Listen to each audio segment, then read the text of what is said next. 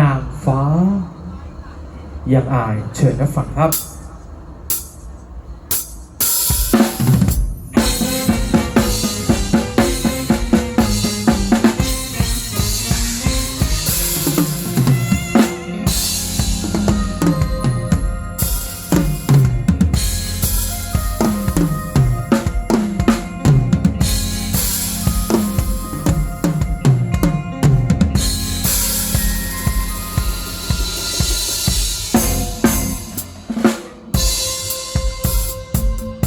สวยที่สุดลูก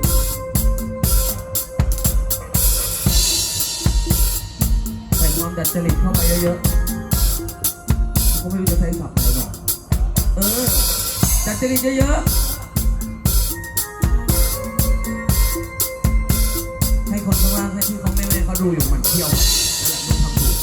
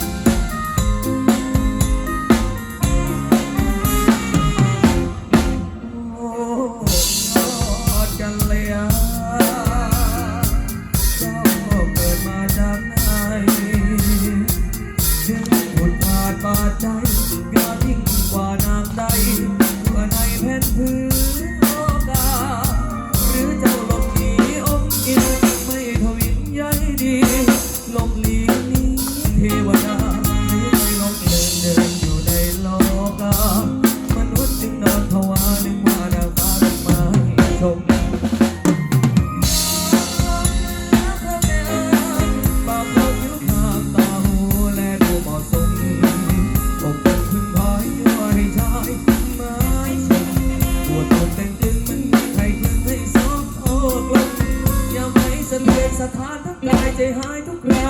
ทำไมทุกอย่างนั้นยังไม่กล้าสร้างบุญอันใดถึงได้เจ้ามานอนชม